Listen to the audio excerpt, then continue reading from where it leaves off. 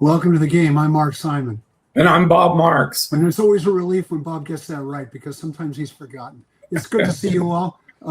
We took a little break during the summer, but we're back looking ahead to what looks like is going to be a very, very busy November election. So to go over some of this and sort of set the context, we've got Dr. Melissa Michelson, head of the political science department at Menlo College, and Don Cecil, a longtime veteran public affairs and political consultant. Thank you both for joining us. It's great to see you. Thanks. Let's start with just sort of a general overview of, we read a lot about this is supposed to be a big Democratic year. There's a lot of people who are unhappy with the political system. What is your sense of, as we head into November? It's a little early still to be too precise, but Melissa, starting with you, what is your feeling for what kind of voters are out there, what kind of mood they're in, and what sort of sense they're going to have of what's going on here? Yeah, I think voters are very disappointed with how things are going. Trump's approval ratings are very low, but at the same time, they're not so happy with the Democrats either. And there's a lot of negative sentiment out there about the Democrats. And so what I think is the most interesting thing that's going on this year is we've seen some recent successes by Democratic Socialists. We've got a couple of races going on around the country where it's going to be a Republican against an independent. And, just to what degree can the Democratic Party repair its image and take advantage of the president's party being down in the polls, which traditionally would mean a great year for Democrats? And to what degree are they going to have to be pushing back against also negative sentiment about Democrats? Don, you're close to the local politics in San Mateo County. Do you get the same sense from the county that there's a widespread dissatisfaction with the status quo? Mark, I say this often. Every day is an assault on one's sanity in this country. Every day, right? You wake up, however you consume your news, you're bombarded with something new, something more catastrophic. The economy's worse, whatever the case may be. And then you have to reconcile that, hopefully, but this is not true for everyone. You have to reconcile it with, but my little life is still okay, right? I'm employed, my spouse is good. In my case, my mother's still, alive and kicking. And it's hard because every day is this challenge of how are we going to get through this? And I think whether it's a local level, whether it's a national level, whether it's, the Democratic Party or the Democratic Socialists, people want people to listen, right? They want people to listen, to acknowledge that things are tough. There's a lot of anxiety. The economy is real. And I'm not sure that voters are focused on whether someone is a D or a Democratic Socialist. I think they're focused on, hey, this person is actually saying something that I care about, that I want my leader to be saying and fighting for. Is the socialist label, which is what the Republicans would like to turn it into, is it a plus or a minus? Are people, we have a long history in this country of swinging to the left, swinging towards socialism in terms of our politics, although it's been a long time since Eugene Debs was on the ballot. But is that a plus or a liability, Melissa? Well, I think it depends, right? Because you've got folks like Zoran Mondani and AOC who are making democratic socialism look very sexy and very successful. And then we've got some other candidates who maybe look a little bit, too far out. They're talking about abolishing police, abolishing borders. And, so some of the Democratic Socialist candidates are maybe a little too fringe for most Americans. But I think, especially among young people, democratic socialism is great. They don't have the same memories about the negative, these negative connotations with socialism, communism that maybe older voters do. I think younger folks are very open to these ideas and maybe think capitalism is overrated. Is capitalism overrated, Don? Mark, I don't think capitalism is going anywhere. But I think to the point that Melissa made, how much are people focusing on the word socialist? right? No one has asked me. I'm not actually offering this to anyone as advice.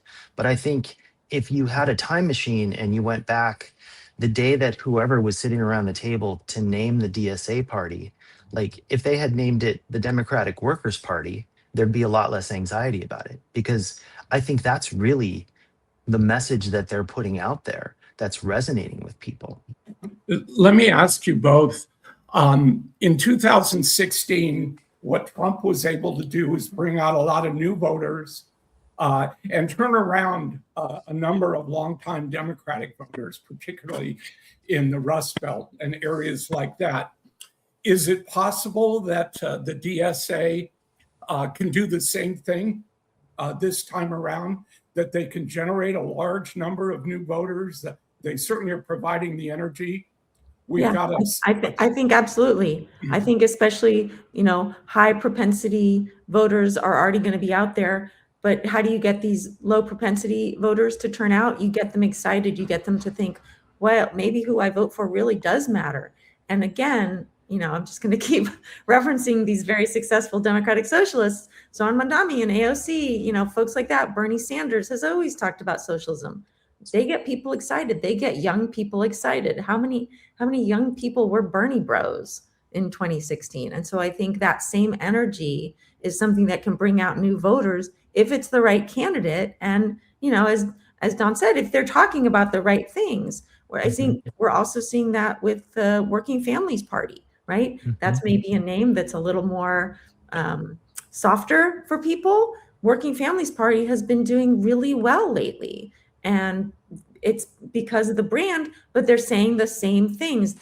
We hear you. We understand that you all are struggling to pay the bills, to put gas in the car, to buy a home. And that, of course, is what people are responding to. Not necessarily the name, but the idea that, wow, these people really do care about me. Don, let me ask you, are we looking at the end of the Democratic establishment in this country, much the same way that the Republican establishment has disappeared under a more extremist and charismatic president as Donald Trump? Is this the end of the Democratic establishment? I don't think so, Bob. I mean, I think this country is a two-party country, and, it is not impossible that other parties don't continue to gain more seats, more viability the way that we're seeing. In 2016, who could have predicted what would be going on in 2026? So my crystal ball on its best day is murky. I'm not going to predict the end of the Republican or the Democratic Party. I think people are hungry for the recognition that life is not easy, no matter who you are, how much you make, or where you live. And so if the right candidate is saying, I'm going to fight for you, people will listen to that. I think, the Democratic establishment that exists today, discontent with, leadership in the Senate, discontent with leadership in the House, the apparent meltdown of the Democratic National Committee. These are not good things. I don't think they spell the end of the Democratic Party. I think people want leaders. Well, the highest profile issue on the November ballot, and it's a question, this is a litmus test for the very issues you're talking about, is a proposal to tax billionaires. All of their assets, a 5% increase on billionaires. Last time I checked online, there are something like 215 of them in California, although there may be fewer now. They may have all decided to move everything they own to Nevada or something. But there are 9 ballot measures. Certainly the highest profile one is the billionaire tax, Prop 40. There are also some other measures that are related, sort of. Props 41 and 42 clearly were put on the ballot by anti-tax people who want to make it more difficult to raise taxes, especially at the local level. But let's start with the billionaire tax. What's your sense of that? There's a growing opposition to it, and SEIU, one of the more aggressive and more progressive unions in California, is beginning to look like it's sort of all on its own on this issue. Melissa? Yeah, I think the billionaire tax is one of those things where at first people are like, yeah, that's cool. Get those billionaires, eat the rich. And then as more information becomes available, well, here's the details of what that billionaire tax is. Here's where the money would go. Here's, a more nuanced picture of what exactly it is that we're proposing to do. That's when folks started to back away and support to start to drop. And I think that we're going to see, of course, a barrage of ads, because there's always a barrage of ads for these high-profile proposition races, and it's going to erode public opinion and sow doubt, right? And any campaign consultant can tell you it's easier to get people to no than to yes, because a no means nothing changes and you didn't make a mistake. And so I think this is a vulnerable proposition, and I think a lot of people who maybe agree that billionaires shouldn't exist, or that there are problems with the growing disparity in wealth in this country, and that we need to reform the tax laws, et cetera, that you can still pretty easily nudge those people to no because of doubts about the details of this bill. So I predict a very, very expensive race, and that the proposition will fail. Don, the fact that it even got on the ballot, taking into account that the signature gathering process is a business, not a grassroots effort. But I think my sense is that it did capture, at least at the outset, this dissatisfaction that we're talking about, didn't it? I think that has to play in on some level, Mark, but if you have enough money, you can qualify anything for the ballot. And that's if you think something is a good idea or you think something is a bad idea. In California, our system is structured so that if you can hire the right consultants to go out and do the signature gathering, you get on the ballot. I agree with everything that Melissa said. I think I would also say, there was an effort at one point, I can't remember if it was actually on the ballot or not, to split California into 6 different states, right? That was Tim Draper's proposal, yeah. That's what it was, right? It was pretty boneheaded, I thought. But. Well, I think simplistically, you can think, maybe that makes sense, right? We've got, coastal and northern and southern and central and whatever. I think we are a very complicated state with a lot of different perspectives and constituencies, and the list goes on and on and on. However, I think we are still a state, and no matter what our differences are or how we perceive things, I think most of us are proud to be the state of California, all that we have to offer, all of the warts and the benefits. Wherever we are today in the ranking of the largest economies in the world, we are still a special place. And I think we have a smart voter base. And to the point that Melissa made, this thing I think is polling 47 right now. If you wanted this to pass in November, you need to be north of 50, right? They're not in a good place, but they will still spend tens of millions of dollars on either side to fight or win. Yeah. Who makes money off of those campaigns? Does anybody get rich? The consultants are the ones, and TV stations, they're the ones who make money off of this, right? Yeah. Absolutely. Yeah.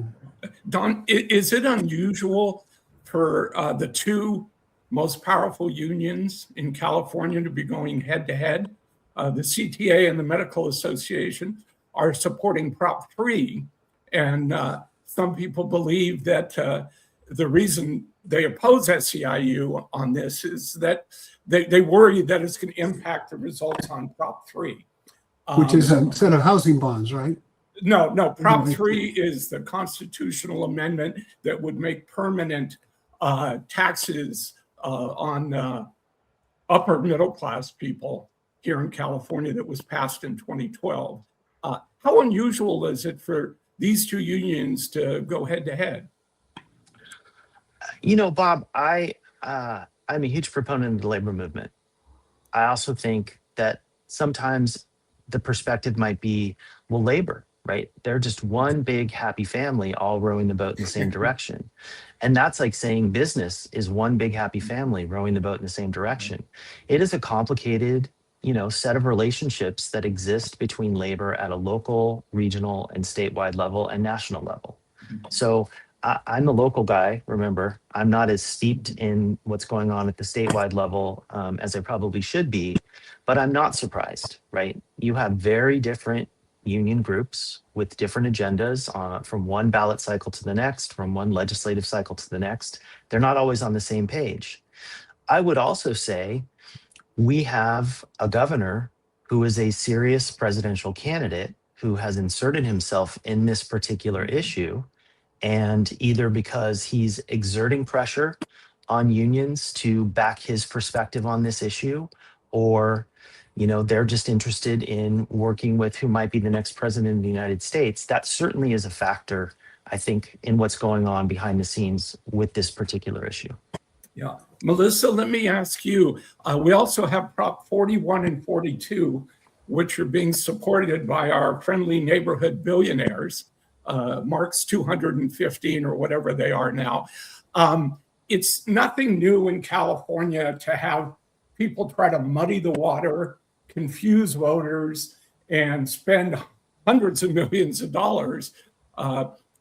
Is it, it's the oldest question in California politics. Why do we make policy this way in California with ballot measures? Right. Well, none of us were alive, but back in 2011, it seemed like a great idea, right? Let's take power back away from Southern Pacific Railroad, away from the corrupt politicians, and let's give it back to the people. So when the power to put ballot measures before the people was added to the Constitution, it was considered to be a great populist thing that was going to give people power instead of politicians and corporations. Obviously, things have changed over time. And now, because it's so expensive to qualify something for the ballot and to wage a campaign for or against a proposition, it is once again a tool of moneyed interests and not at all what it was supposed to be. But public opinion is still very much in favor of it. And every time Californians are asked, would you like to roll back the proposition system? Would you like to have less direct democracy? They say, oh no. Right? We love being able to vote on all this stuff. This is great. This is democracy. Don't take that away. And so even though, political scientists and those of us who are spending potentially too much time looking into the details of this know that, it's really not what it's supposed to be, especially at the statewide level. It's very, very popular. So it's not going to go anywhere because the people still think propositions are a good thing. We're still in the 250th anniversary of the Declaration of Independence. And if you study our history back in that time, the framers did not support direct democracy. They didn't trust public opinion. No. Were they right? We are easily fooled by demagogues. Were they right to be distrustful of the swings and whims of public opinion? Okay. Look, if we're going to get super geeky about it, yes, the founding fathers were worried about that sort of thing. And Madison and Hamilton wrote about this in the Federalist Papers, and all of the safeguards that they thought were in place are no longer in place. And so even the idea that you couldn't have large factions because people are so scattered in the large nation. Well, now you can get on the internet and you can have your faction meet up together in a group chat. And so all of the protections against demagogues, against people coming together to create minority tyrannies, all of the stuff that the founders thought would keep us safe, even with the limited democracy they were giving us, it's all gone. So I don't want to geek out too much, but I think, yes, the founders were right to be concerned. The safeguards they believed that were in place are gone. The interpretation of the Constitution is nothing that the founding fathers would recognize at this point. And I want to take special note. Many people cite the Federalist Papers. Very few people have actually read them, so hats off to you, Professor. Yeah, come to class. I will make you read the Federalist Papers and learn what all those weird words mean. Weird, yeah. Will this be on the how many people have read the Constitution? So can we just start with that? It's much shorter. Of course, if I was in your class, the first question would be, is this going to be on the final? So let's talk a little bit about that, because there is a measure on the ballot, Prop 39, which would require government-issued identifications in order to vote. Clearly, the president wants to sow doubt in advance about the validity of these elections. He's still litigating the 2020 election, for God's sakes. So is that going to have any impact? First of all, do you think that measure is going to pass? But second of all, does it have an impact on people showing up? Does it succeed in sowing doubt, or does it have the opposite effect? My own sense of it is, and there's nothing to base this on other than my own, I read a lot of stuff, but there's a wave coming of dissatisfaction. The Republicans and Trump become the scapegoat for that, whether they should be or not. And then all the machinations he may want to employ are hard pressed to overwhelm what I think is a really rising tide. What's your sense of all that, and the voter ID issue in particular? Yeah, there's a lot going on with that, right? This is kind of the statewide version of the Save America Act that Trump keeps pressuring the Senate to pass. And, on the face of it, I think it's very similar actually to the billionaire tax. When you first hear it, like, yeah, why wouldn't we want people to prove they're eligible to register and vote? Sure. But when you get into the details of it, well, really what this is going to do is disenfranchise people, because not everyone has a passport. Not everyone has their birth certificate, and getting those documents costs time and money. And so if you are now going to be forced, in order to exercise your right to vote, to come up with documents that cost you time and money, it's kind of like a poll tax, right? So the negative ads write themselves. It's very clear that this would disenfranchise people, that this would make certain parts of the electorate concerned about being challenged at the polls, and that's going to depress turnout because nobody wants that, although mostly we're voting by mail. So as long as we're still voting by mail, that's not so much. But I think the major point about it is going to have a negative impact on turnout, in particular subgroups of the electorate, because they don't have the documents they would need, and they don't have the time and money to get those documents. Don, your thoughts in particular about the thoughts I had about the sort of rising tide of dissatisfaction, that it's going to be hard pressed to stem that tide by accusations the elections are not being run appropriately. I think a lot in terms of what does the likely voter think, right? Who is the likely voter? What do they think? How much are they tracking? How much do they pay attention?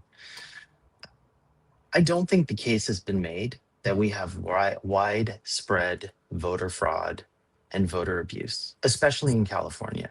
It takes too long to get the results. There's no question about that. But that is not translating into people believing that voting in California is riddled with fraud or irregularities or illegalities. So then if you're basing it on that, and the MAGA base is going to believe whatever it's told to believe in the state of California or any of the other places in this country. So then we're back to the average voter. Like, I don't think the average voter wants to make it hard for anybody to vote. I still think we believe this is a good thing. Voting is a good thing. It's a fundamental right. I don't want to make it harder for anyone to vote. Well, shouldn't we make it harder, Don, for people who aren't here legally? I mean, California has made it easy for anybody to vote. We've made it easy for anybody to register. Right. But most people who register who shouldn't have understand that they're not supposed to vote, right? If you're here and you're not a citizen, you're not going to just go out and commit a felony so you can cast one vote in an election where your one vote probably isn't going to make the difference. There is a problem of people registering, and we have people registered who can't vote, but we don't have a problem of those people voting, right? They know they're not supposed to vote. Maybe they checked the box when they got their driver's license, but they're not voting. Yeah. Of course, we have the situation in New Jersey where over 6,000 non-citizens were registered to vote, and 400 of them actually did vote. So that certainly doesn't help the argument against it, even though that appears to be clearly a technical error. And they're still fighting. And we're again talking about 400 people in an elected with tens of millions of voters. So no.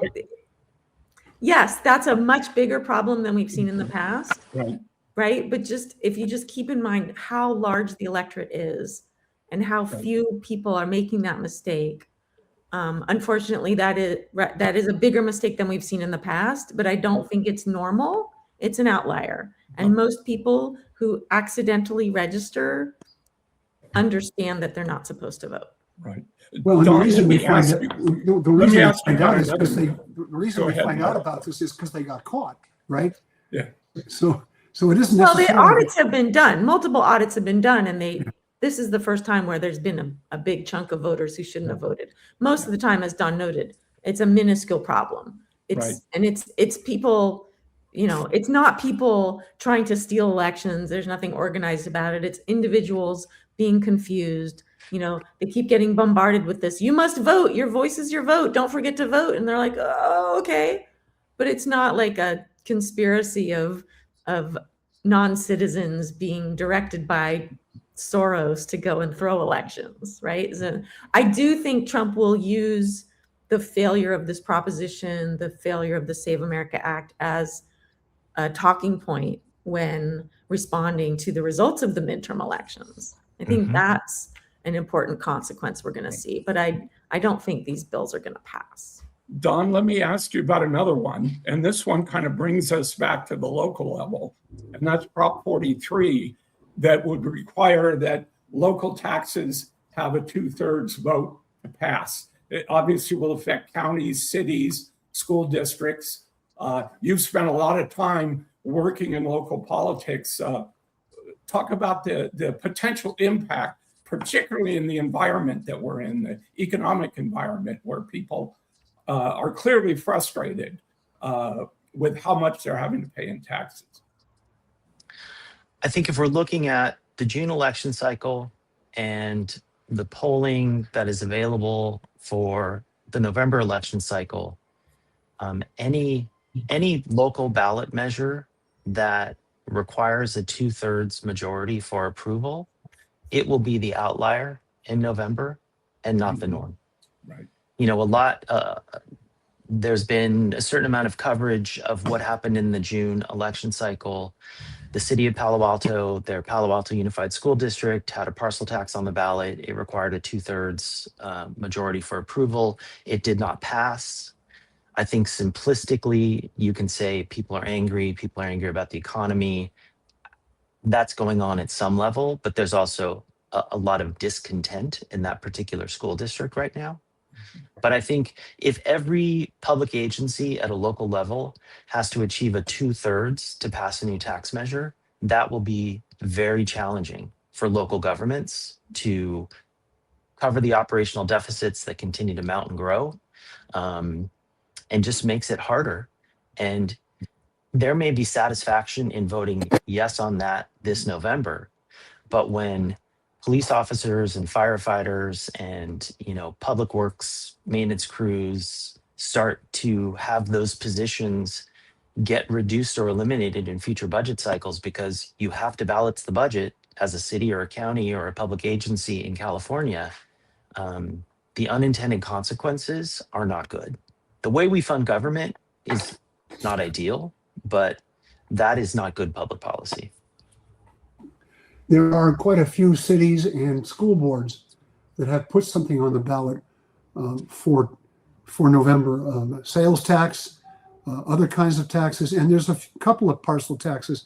I just read that the statewide parcel tax pass rate was 53%, which is 12 points lower than it was in 2002.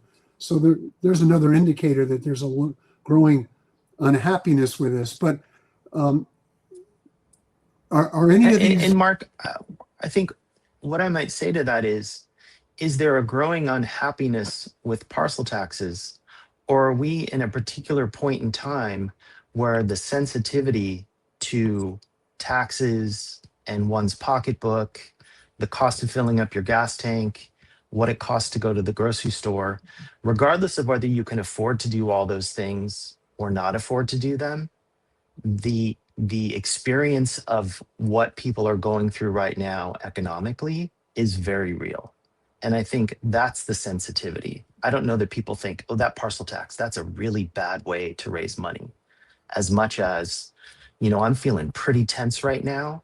And, this school district might have to wait until 2028. Do you see any of these simple majority ones failing in San Mateo County? There are quite a few of those. I don't. I think, the Again, in June, there was a lot of air given to school bond measures, which only require 55% not passing. I think I can't say definitively those that didn't make it to 55 all sort of made it at least over 50%. But my recollection is most of them were somewhere between a simple majority and 55%, but fell short of that 55%. So I think that is the simple majority is the easiest threshold to achieve. Will there be some that don't make it? Certainly there's a possibility of that. Let's talk a little bit about the governor's race. Is there a governor's race? Oh, but he really wants their. I Well, think you know, he the fact wants is there to be a governor's race, but I think it's pretty clear that there's not much going on. Right. I mean, Steve Hilton made a pretty big splash in the primary, and that helped a lot by, 27 or 28 different Democrats running, so it made their numbers look smaller. And I think that energized some of the Republican base. I think I went back and looked, and the turnout in the Republican base in the June primary was significantly higher than it has been in past years. But it was almost a false positive, as the medical term goes, which is that once that's done and it's just one-on-one, the whole system sort of reverts to what we now accept as the norm, or we not acknowledge whether we accept it or not. I mean, it's not that California has never elected a Republican governor, but we haven't done so for a long time. And sentiment being what it is, and party registration being what it is right now, there'd really have to be something super unusual to happen for Steve Hilton to have a chance. And so I think there's really no energy in the governor's race. And, they're still posting on social media, they're still putting out ads, but it's pretty low energy. I think everyone realizes what's going to happen. Does that affect turnout, Don? A governor's race is ho-hum? In this particular election cycle, I don't know that a contested governor's race was going to make that much of an impact. I think where are the exciting races? Mayor of Los Angeles, who replaces Nancy Pelosi in Congress. I think that poor Secretary Becerra is going to kind of become the governor of one of the most important economies in the world, and it's kind of a lackluster. I almost feel sorry for him, right? Not a lot of excitement about it. Well, but there was plenty of excitement that he does get to be governor. Too bad. And I think to Melissa's point, which none of us want, you would have to have something on the scale of the scandal that Eric Swalwell dropped out for in order to make this a contested governor's race. Yeah. And I have to say, as a voter in the state of California, I am thrilled that this is going to be the sleepy runoff for the governor's race. We don't need any more drama. But I think it does affect turnout, because there's something about a statewide race for a governor that gets people excited. And while you might have high turnout in LA for the mayor's race, for people who understand that the mayor is an important position, and there's some really hot house races where people might get excited, it does depress turnout if there's not a competitive, big ticket, top of the ticket race. And so, right, we don't have a Senate race. We have a non-competitive gubernatorial race. It is going to hurt turnout. And that's something that all those lower level campaigns are going to have to deal with to get people excited about returning their ballots. I mean, on the other hand, because we're mostly a mail-in ballot state, the cost of participating is pretty low. It would be a huge problem if we were the kind of state where you have to go wait in line. But campaigns are going to have to work harder to get out the vote, because for most people, they kind of figure, well, this is a done deal, so they don't need me. In San Mateo County, we're going to have a supervisor's race to replace Dave Canepa, who's going to become the elections chief and assessor. It's Manalo versus Nogales. How do we see that race playing out? Wait, are we just going to skip over the part where you say Canepa won the election to be the You're just going to skip over that? Well, Well, he did. He's now the assessor election chiefs elect. yeah, yeah, Oh. we are. You know, it was an important win for him, I suspect. It's something that I don't think would have been his first choice. He had other ambitions about which he didn't make a lot of secrets, but it's probably a good place for him to go next. Certainly, he told me during the campaign that it was important to him to have a job that allowed him to stay near home, be with his son, rather than having to go to Sacramento or Washington. I don't think he'd have turned down the opportunity had it come his way, but it's interesting because he has been unparalleled in his ability to attract attention and get TV cameras to come see him. This job is a lot more difficult to do that, although every 2 years. We never saw Mark Church on television. And so it's a completely different. So I just think it's notable that Canepa's coming in and we're going to have this new personality running elections in the county. And nobody's talking about it. And I think it's super interesting. And I'm looking forward to seeing what he does to change the way elections are run around here. Let me ask another question about this. He's not going to assume the position until January.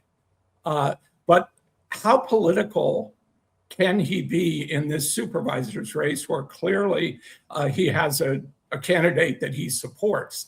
In Justin Manalo, yeah. Yeah. I think that David,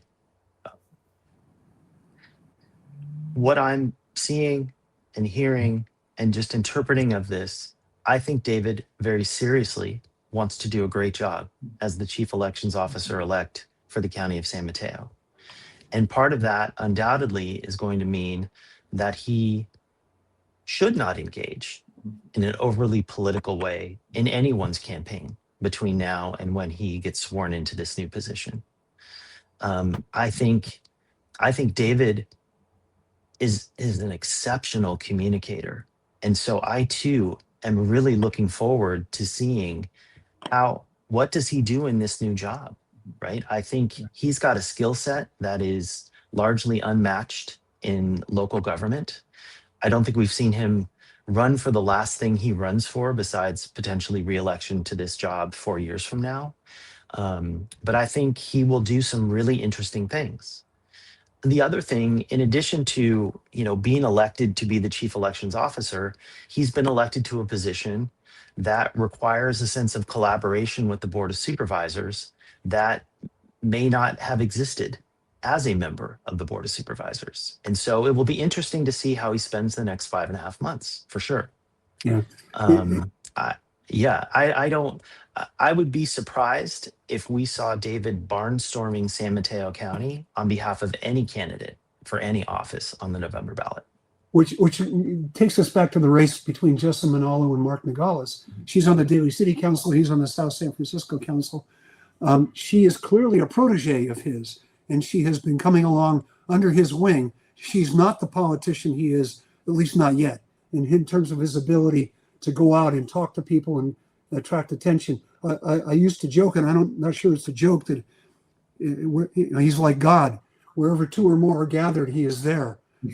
So I think it's an interesting challenge for her to try to step up to that, because I don't think that's her persona, so to speak. But also, we don't know how much of her own calculus about this race included getting significant support from David. One of the things that David has proven is that he has developed his own fundraising base that's outside the norm of other candidates, largely because of his efforts in raising his profile in the Asian community, the Filipino community in the North County.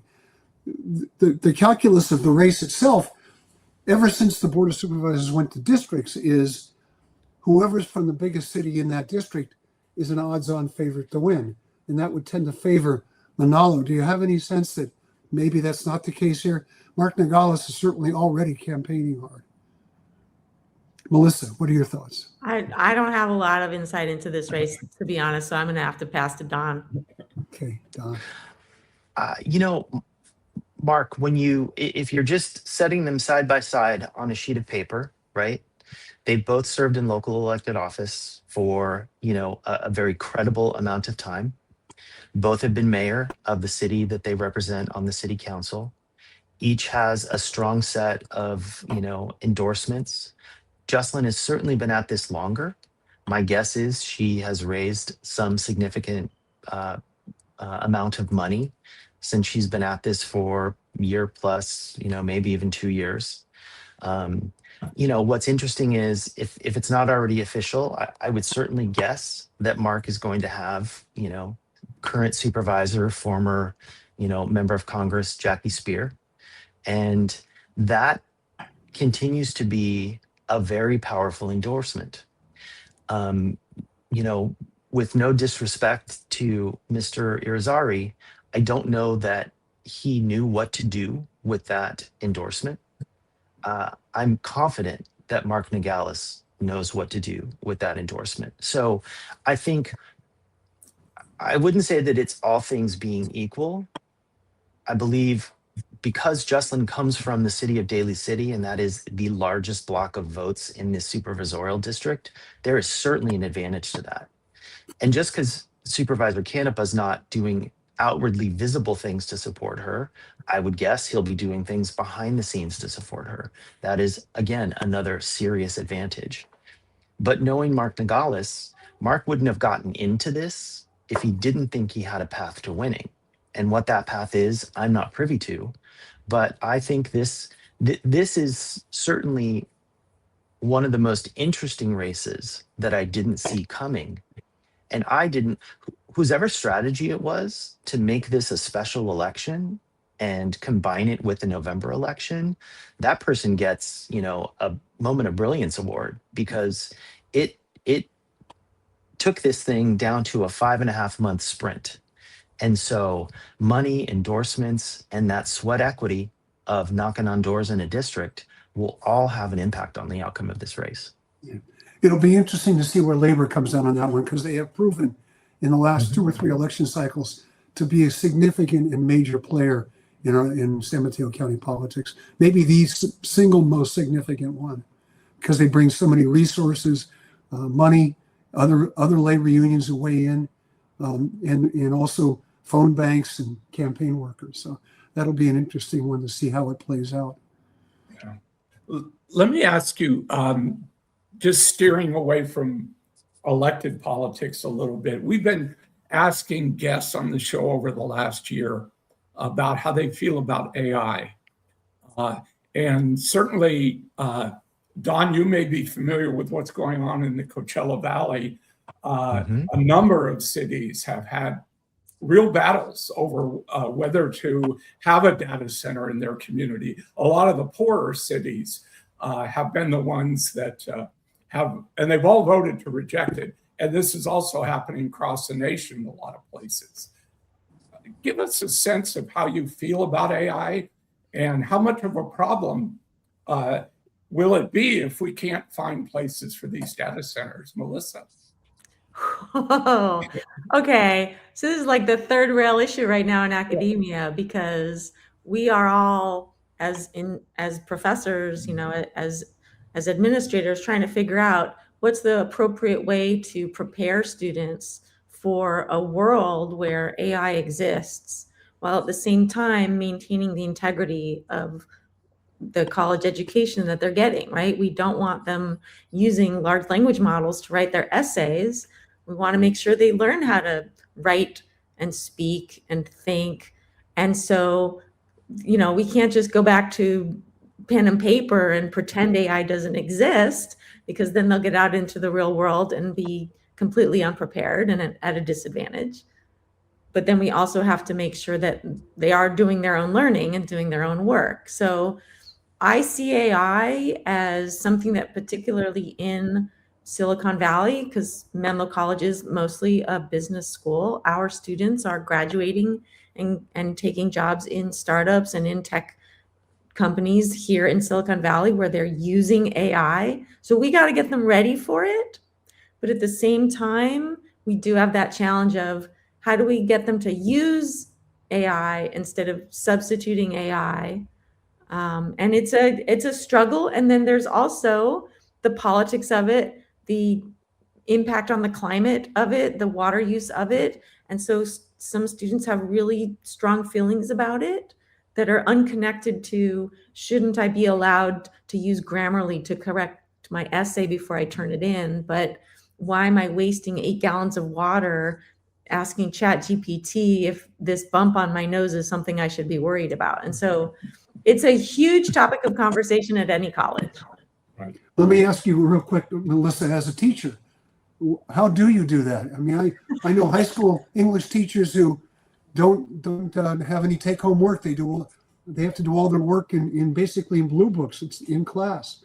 Yeah, and I'm definitely doing some of that. I'm doing some work where, no, we're doing this in class, but also all these new tools make it so that I can come up with fun assignments. So, for example, in my political marketing class, every team had a campaign they were assigned to, and they got to use those tools to make fake campaign ads for their candidate. That's something they never could have done without AI. And so they're finding ways to use AI to do cool new things. But then also there's blue books, and they give their oral presentation, and then I quiz them. Maybe they had Claude or Gemini make their PowerPoint slides, but I'm asking them the questions, and they have to know the material. So all professors are figuring out how to do this. Blue books are definitely still a part of it. And Don, the data center issue has created a little bit of a stir here. There was some talk about putting one at the San Mateo County Event Center where the county fair has been held. I'm not sure where that issue has gone, if anywhere, but as a political issue, is that something that energizes people? I have to say that I have been fascinated watching the opposition to data centers grow over the last 6 months. I think it's probably been there longer, but it's hit my sort of awareness, and I am fascinated across the country that the backlash to data centers, in some ways it's tied to AI, in some ways I think it's tied to a billionaire backlash, but it is also unique unto itself.